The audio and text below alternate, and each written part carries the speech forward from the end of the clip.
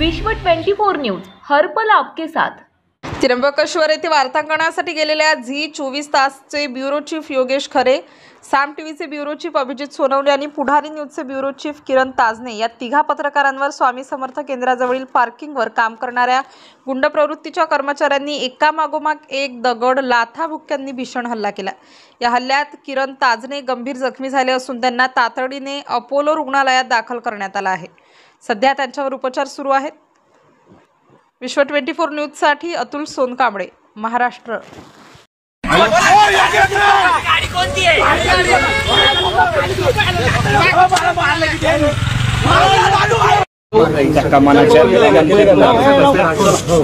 Ready का सगळे? त्र्यंबकेश्वर या ठिकाणी वार्तांकनासाठी जात असलेल्या काही पत्रकारांना इथल्या गावगुंडांनी बेदम मारहाण केली आहे। यापैकी एक जणांची प्रकृती गंभीर आहे। आपण चर्चा केली आहे त्यांच्याशी। काय नेमकी परिस्थिती, आपण काही आदेश देणार आहात? म्हणजे मी आता नुकताच आलो मुंबईवरून आणि इथेच आलो अपोलो हॉस्पिटलला, आणि ताजने याला जे आहे आपण आता ॲडमिट करतो त्याचं CT स्कॅन वगैरे सुद्धा करावं लागणार आहे। डोळ्याला कितपत गंभीर आतमध्ये मार आहे की डोक्यात आणखीन काय मार आहे हे सगळं पाहावं लागेल। जी माहिती मिळते आणि जे काही मी व्हिडिओ पाहिले त्याच्यावरून असं लक्षात येतं आहे की आज कुंभमेळ्याच्या निमित्तानं साधू संतांची काही तिथे बैठक आहे आणि ते बैठकीचं वार्तांकन करण्यासाठी काही नाशिकवरून हे इलेक्ट्रॉनिक मीडियाचे आणि इतर जे आहेत प्रेसचे लोक तिथे चालले होते आणि स्वामी समर्थ मंदिराच्या पुढे काहीतरी पावत्या वगैरे फाडल्या जातात। म्युन्सिपाल्टीच्या वतीने फाडतात। कानूनी आहे गैरकानूनी आहे काही कल्पना नाही,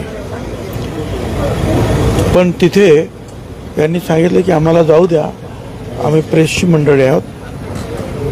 आणि मुख्य म्हणजे आहे की त्र्यंबकेश्वरमध्ये होणाऱ्या कुंभमेळ्याच्या निमित्तानं इतर वेळेला सुद्धा ज्या काही चांगल्या गोष्टी आहेत, सुधारण्याच्या काही आवश्यकता असलेल्या गोष्टी आहेत, त्याचं वार्तांकन करून ते शासनापुढे जनतेपुढे आणण्याचं काम ही मंडळी करत असतात। आता तुम्ही यांना जर दूर ठेवलं ह्या त्र्यंबकेश्वरपासून या सर्व मीडियाच्या लोकांना, तर त्र्यंबकेश्वर नावच वर्तमानपत्रात येणार नाही।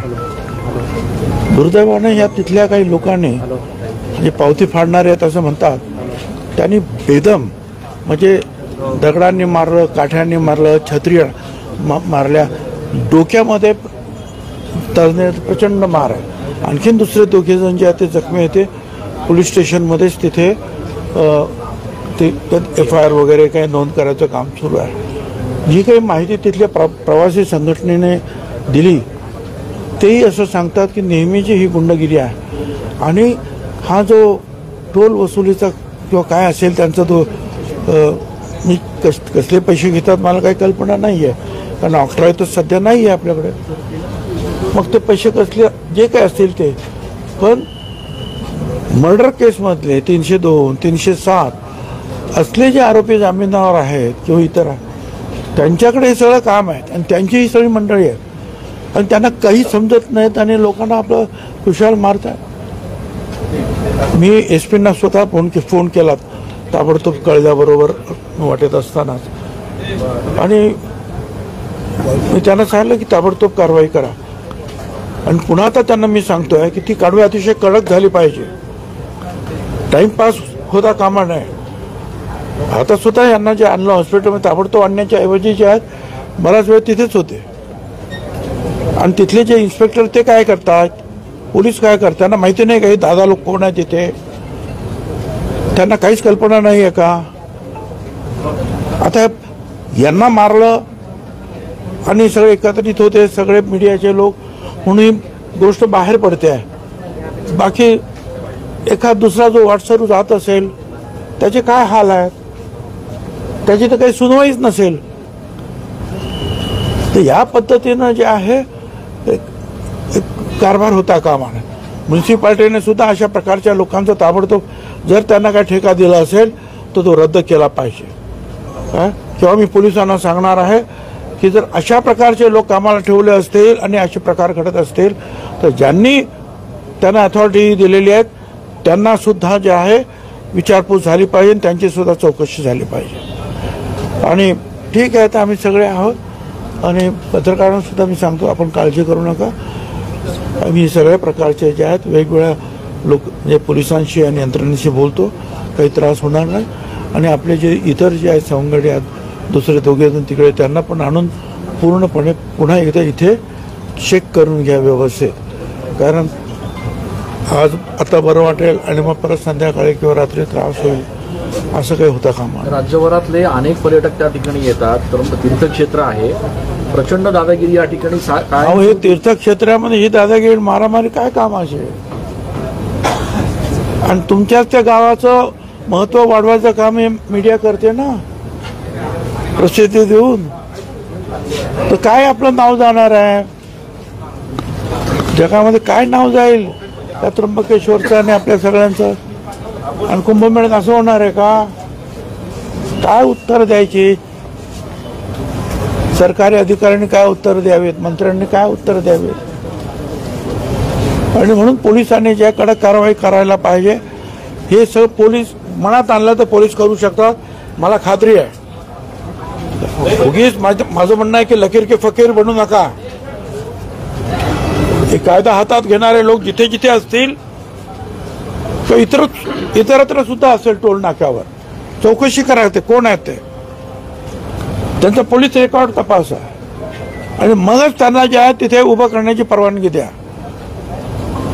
यात जास्तीत जास्त गुन्हेगारी पद्धतीची आणि नेहमी होतं त्या ठिकाणी. आता आणि याच्या आधी सुद्धा आपल्या पत्रकारांना नेहमी तिथे अडवणूक झालेली आहे. साधी पार्किंग नसतात, ज्या ठिकाणी पार्किंग दिलेलं नाही परंतु त्या ठिकाणी सुद्धा ते पार्किंग करतात आणि वसुली करतात आणि कोणत्याही गोष्टी.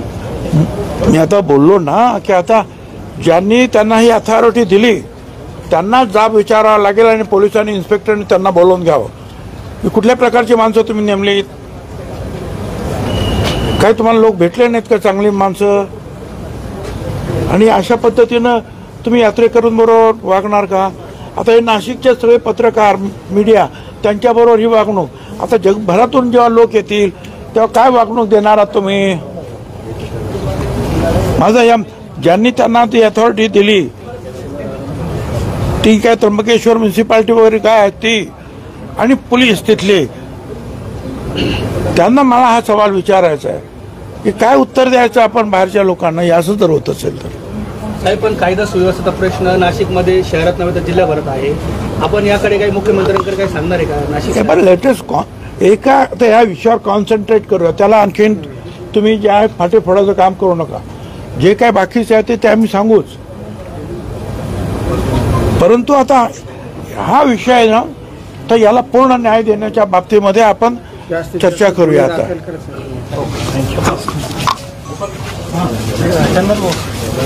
ऑडिओ होता ना भाऊ, डीवायएसपी पण आले, डीवायएसपी पण बाईट घ्यायचा कुठे. राज्यातील महत्त्वाच्या आणि आपल्या भागातील ताज्या बातम्या पाहण्यासाठी आजच आमच्या विश्व 24 न्यूज चॅनलला यूट्यूबवर सबस्क्राईब करा आणि बेल आयकॉन प्रेस करा.